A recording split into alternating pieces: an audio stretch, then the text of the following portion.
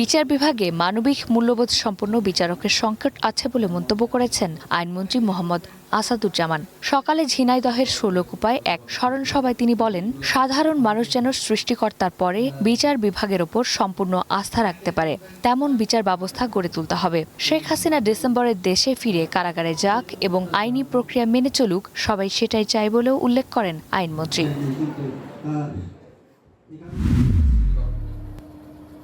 দীর্ঘ ৭ ঘণ্টা পর ঢাকার সাথে ময়মনসিংহের ট্রেন চলাচল স্বাভাবিক হয়েছে।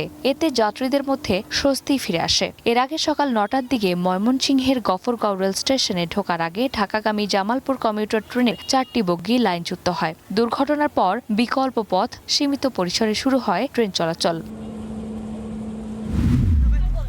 কক্সবাজার সমুদ্র সৈকতের পানিতে ডুবে এইচএসসি ফলপ্রার্থী এক শিক্ষার্থীর মৃত্যু হয়েছে। প্রত্যক্ষদর্শীরা জানান, সকালে সৈকতের সুগন্ধা পয়েন্টে বন্ধুদের সঙ্গে ফুটবল খেলে ইয়াসিন। খেলা শেষে সবাই মিলে গোসল করতে নামে। এক পর্যায়ে পানিতে ডুবে যায় সে। এ সময় দেখতে পেয়ে তাৎক্ষণিক তাকে উদ্ধার করে লাইফগার্ড ও বিচ কর্মীরা। দ্রুত তাকে উদ্ধার করে সদর হাসপাতালে নেওয়া হলে পরীক্ষা নিরীক্ষা শেষে চিকিৎসক তাকে মৃত ঘোষণা করেন। ইয়াসিনের বাড়ি কক্সবাজারের সদর পেশকারপাড়া এলাকায়।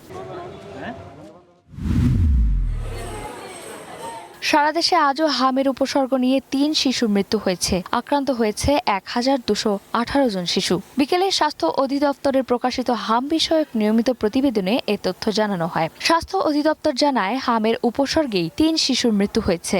গত ১৫ মার্চ থেকে এখন পর্যন্ত সারা দেশে হাম ও উপসর্গে ৮৬০ জনের মৃত্যু হয়েছে।